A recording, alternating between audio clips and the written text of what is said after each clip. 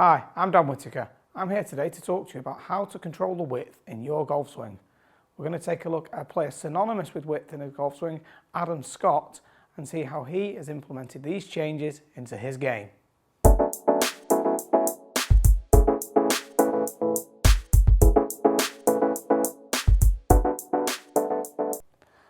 We're now going to take a look at some of the misconceptions that people tend to have with regards to width in their golf swing.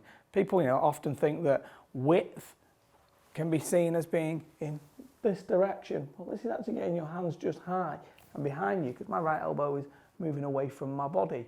We've had players over the years like Ernie Els and Adam Scott, very long lever players, tended to get in this direction, looking for space at the top when it's actually that their arms are carrying on past their body.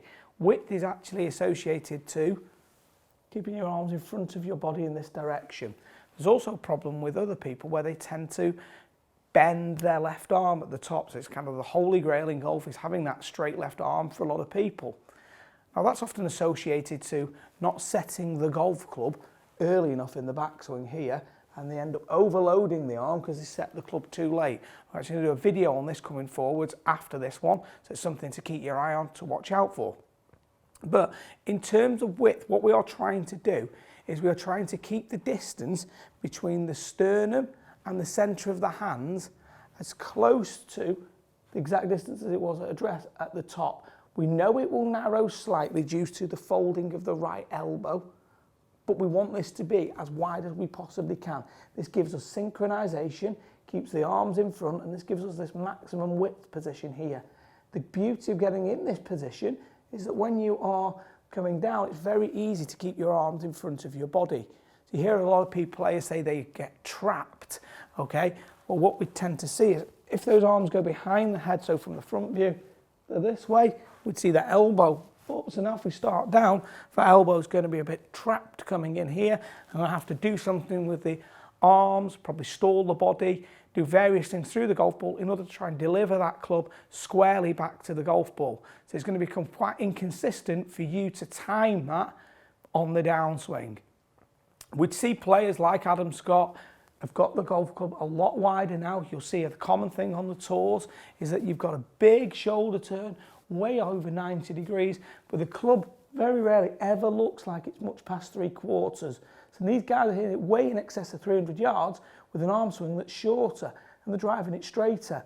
So that's because everything is able to move through together. That synchronization of the arms and the body is key. Width is not the distance between your hands and your head this way. That is actually depth. This is not width. This is my hands behind me and just very, very high.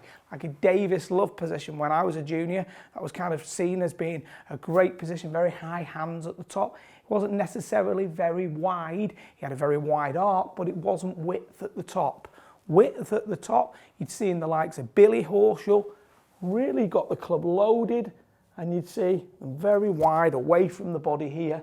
One thing we tended to see over the years who struggled was the long lever player, but they've got it all under control now because they're getting the arms and the body turn fully matching in the game.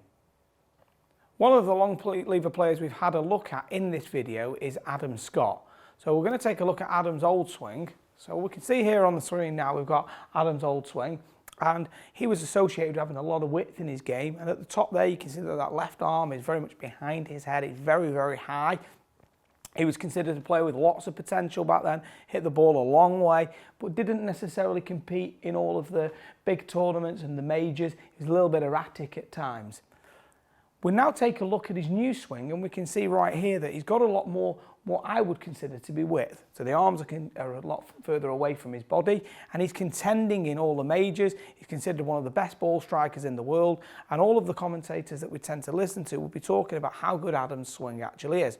We can see right there that right elbow is visible in front of the body, and what this has allowed him to do is this means that he can then keep those arms in front of his body, so he's got width and synchronization at the top of his backswing, and that's key.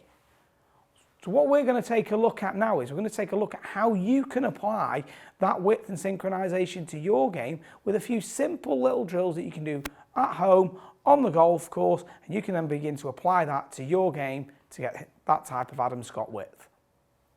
So we're now going to take look at this really simple little drill. Got this piece of string right here.